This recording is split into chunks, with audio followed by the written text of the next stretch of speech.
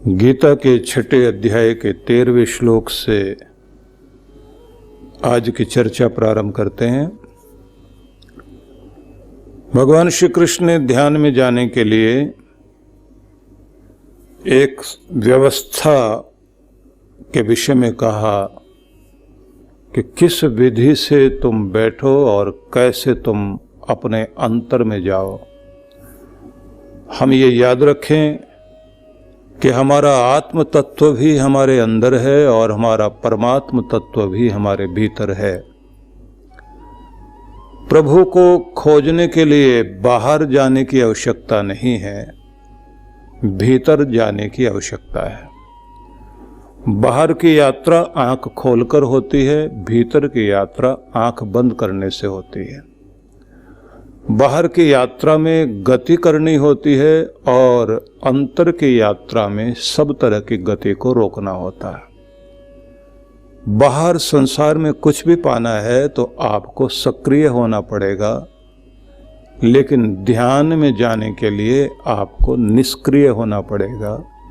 कुछ भी करने की आवश्यकता नहीं। संसार में कुछ भी आप करेंगे उसमें आप मन लगाएंगे, योजनाएं बनाएंगे, तरह तरह से आप कल्पनाएं करेंगे। ध्यान में जाने के लिए आपको मन को भी खोना पड़ेगा। कोई योजना भी नहीं, कोई कल्पना भी नहीं। विचारों का संसार परित्याग करके आप शून्य अवस्था में 0 पॉइंट पर अपने आप को केंद्रित करते हैं। जैसे जैसे आप अपने भीतर जाएंगे आपको कुछ भी और करने की आवश्यकता नहीं, केवल मात्र अपने आप को शांत और स्वयं में लीन करना है।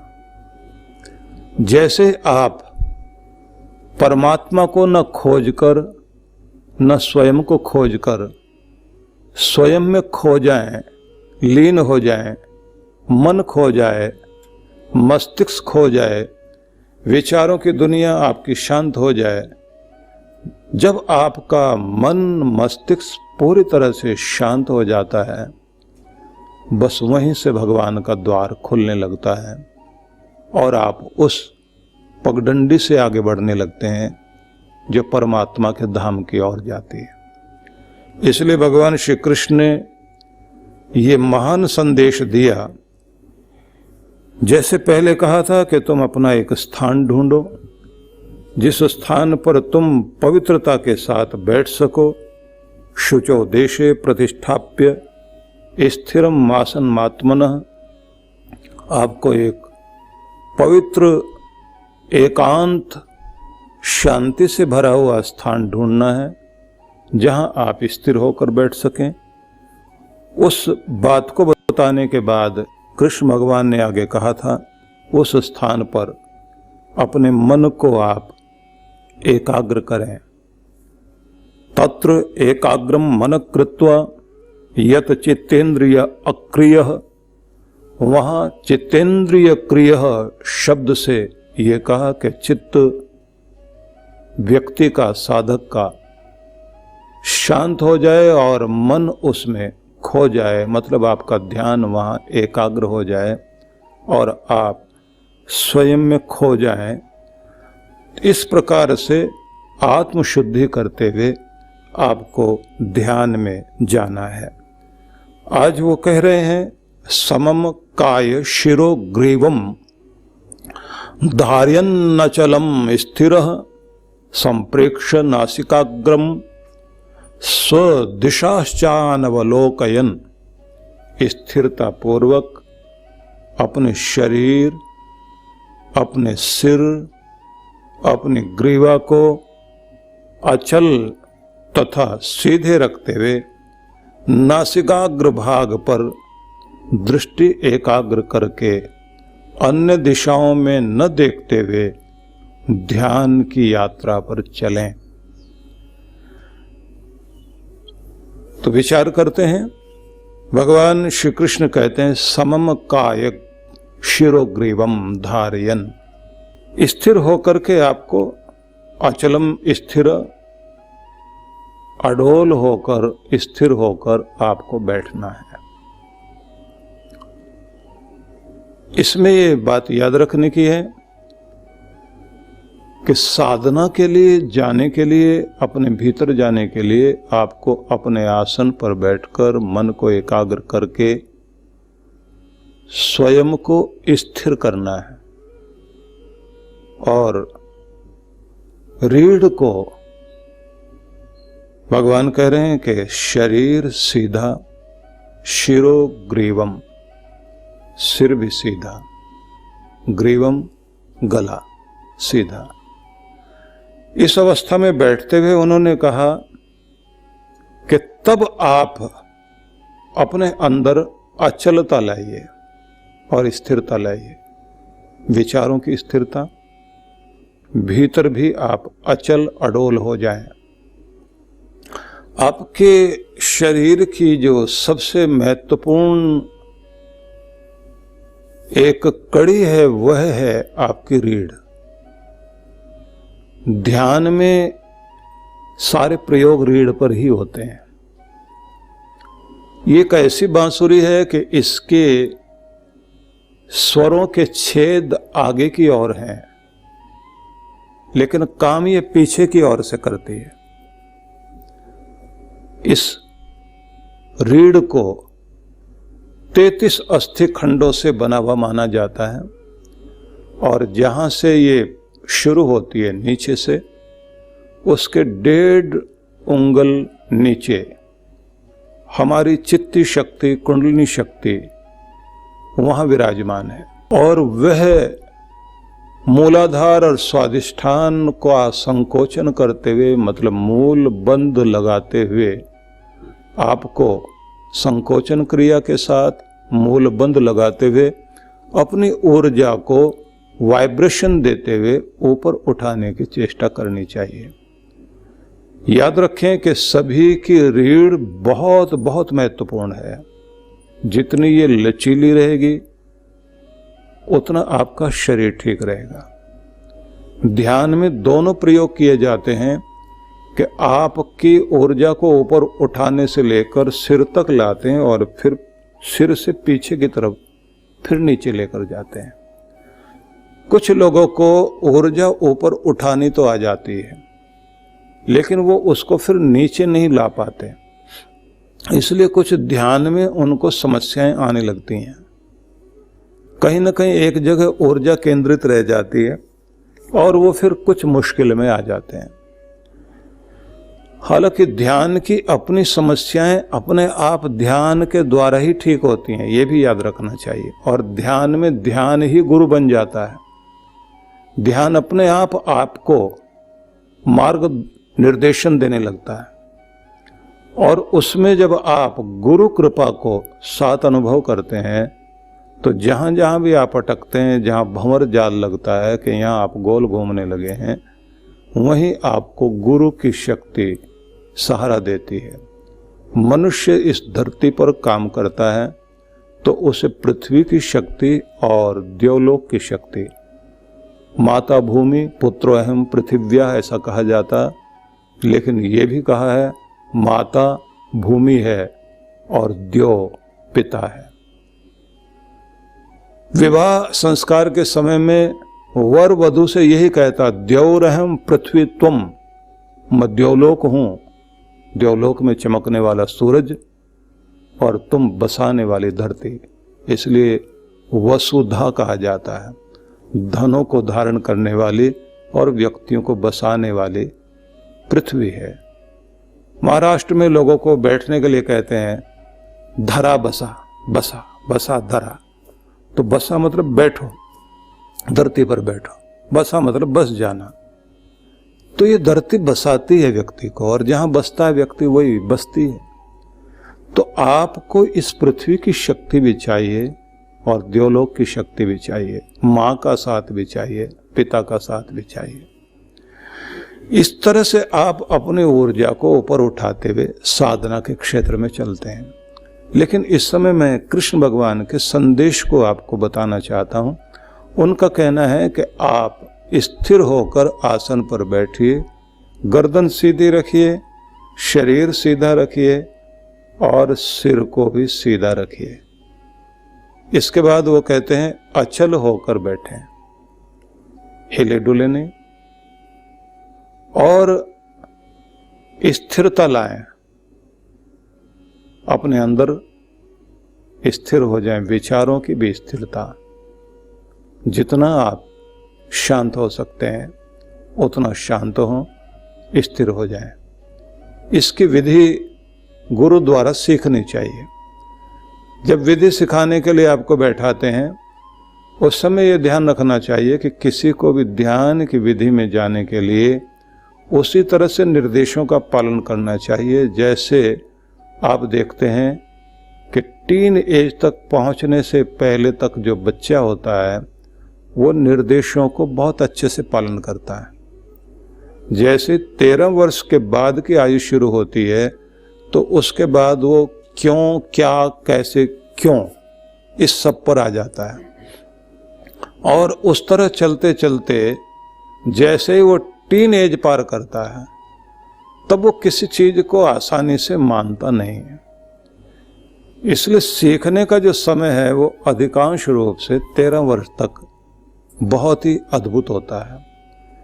वैसे ही साधक को भी जब वो बैठे तो गुरु जैसा निर्देश दे, अगर वो कहता है कि तुम एक पक्षी की तरह हल्के होकर आकाश में पंखों से उड़ रहे हो, तो उस कल्पना के साथ अपने आप को अनुभव करें कि जैसे आप इस पृथ्वी से ऊपर उठते हुए उड़ रहे हो, आकाश में जा रहे हो, जहाँ पगडंडियाँ नहीं है, मार्ग नहीं है, लेकिन फिर भी आप अपने अंतर के ज्ञान से एक यात्रा करने लगे हो। अब अगर बहुत तर्क लगाने लग जाएंगे तो जब ये कहा जाता सूर्यास्त हुआ, सूर्योदय हुआ, तो विज्ञान की दृष्टि से तो न सूरज उगता है न अस्त होता है, वो तो वहीं का वहीं है।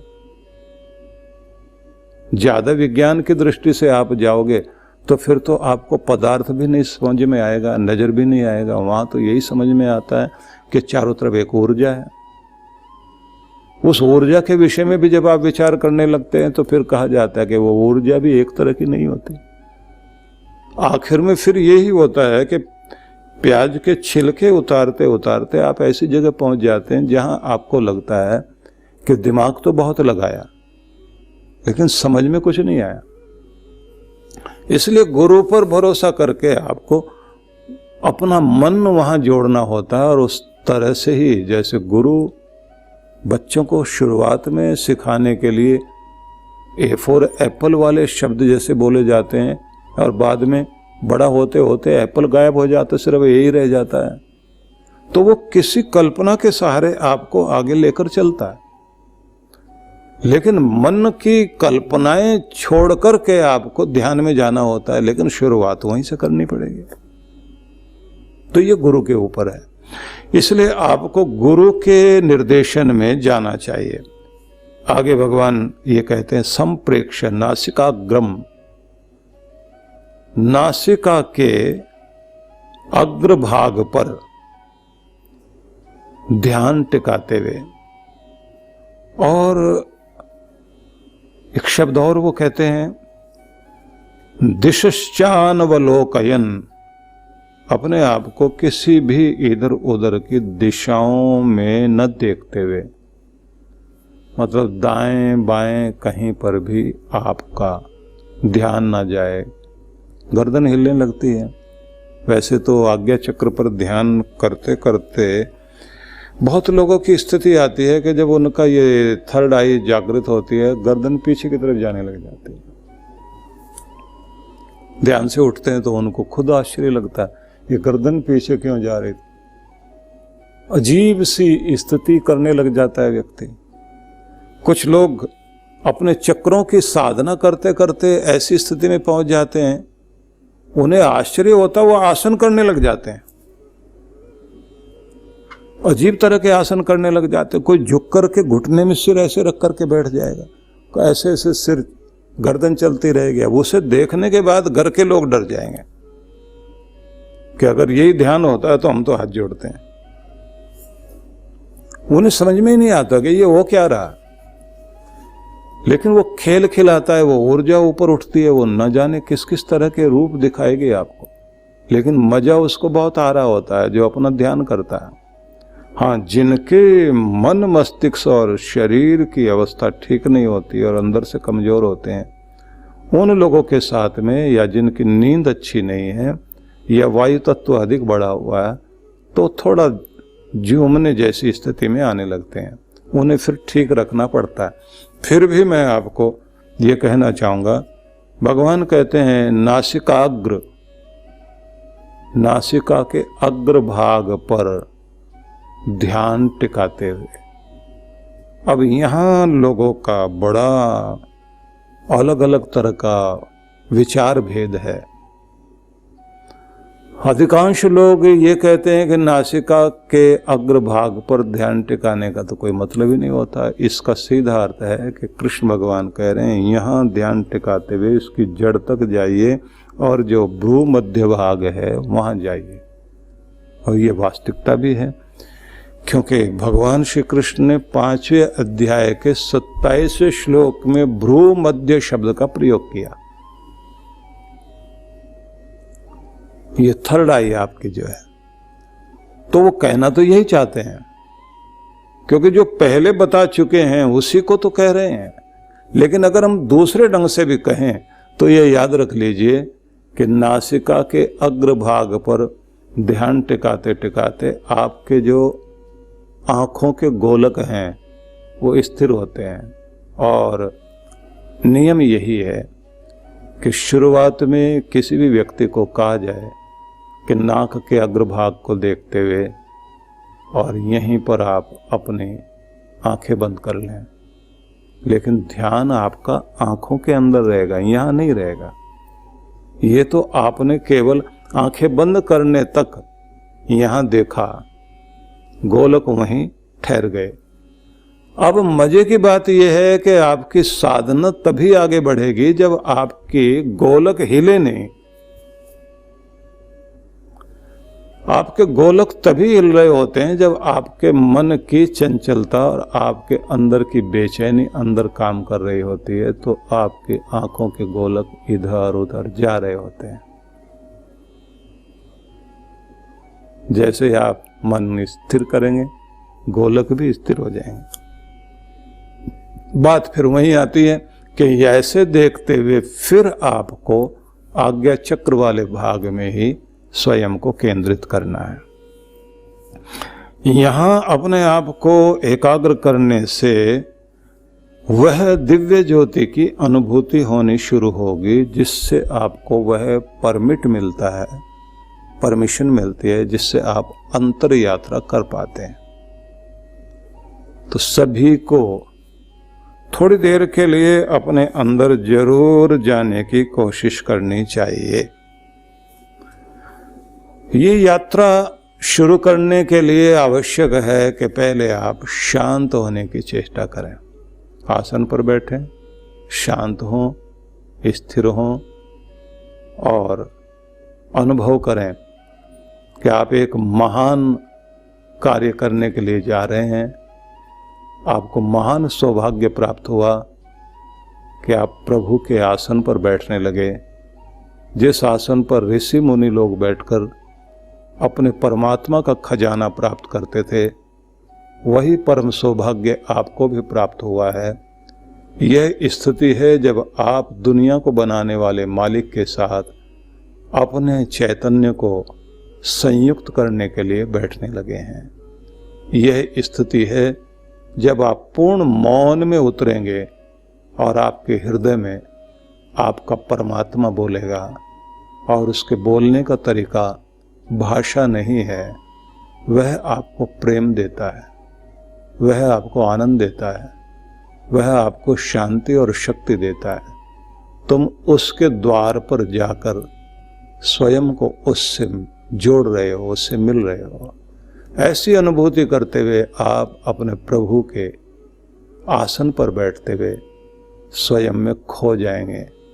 जब आप खुद बहुत अकेले हो जाएं, जब दुनिया कोई भी नहीं, आपका कक्ष खाली हो जाता है, मन का मस्तिष्क का कक्ष खाली हो जाता है, तब परमात्मा उस कक्ष में प्रवेश करता है।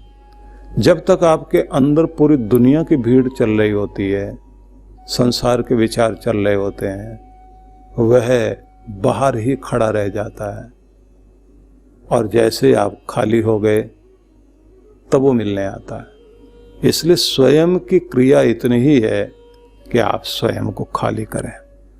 जैसे आप स्वयं को खाली करते हैं, बस उसी समय वो अपना अमृत भरने के लिए आता है। इसलिए बुद्ध ने ये कहा था कि मेरे भिक्षुओं, मैं तुम्हें संदेश देता हूं कि शांति में रहो, उसे अनुभव करो, उसमें बस जाओ और उसे बांटो, जिससे वो और बढ़े तुम्हारे अंदर। तुम्हारी यात्रा ही शांति की यात्रा है। तुम अपनी शांति में स्थिर हो जाओ, उसका स्वाद लो और उसे बांटो। बस यही गुरु का पहला संदेश है कि आप अपने भीतर उतर करके अपने भीतर की शांति को, उसका स्वाद चखें और उसको अपने अंदर इतना फैलने दें कि लगे कि आपके अंदर शांति का एक बहुत बड़ा खजाना है। बहुत शांत व्यक्ति हैं, अंदर से शांति से भरे हुए। और ऐसे में फिर वो आगे कहते हैं, खुश रहो और खुशियों को फैलाओ। ये दूसरा चरण है कि अंदर से शांत होना और उसके साथ ही आप अपने अंदर की, अपने भीतर की खुशी को प्रकट करें। अशांत व्यक्ति, दुखी व्यक्ति, बेचैन व्यक्ति, व्याकुल व्यक्ति, उग्र व्यग्र व्यक्ति शांति नहीं फैला सकता, अशांति ही फैलाएगा। उसे लगेगा कि सारी दुनिया बेचैन है और कोई भी उसको थोड़ी सी बात करे तो वो अंदर से फट पड़ता है, एकदम गुस्सा आ जाएगा। इसलिए ज्यादातर लोग बाहर दुनियादारी के बीच में व्यवहार करते करते अंदर से बहुत ज्यादा तनावग्रस्त रहते हैं, लेकिन जैसे ही वो अपने घर में आते हैं और उनकी पत्नी 2-4 प्रश्न भी कर दे तो एकदम फट पड़ते हैं। उस समय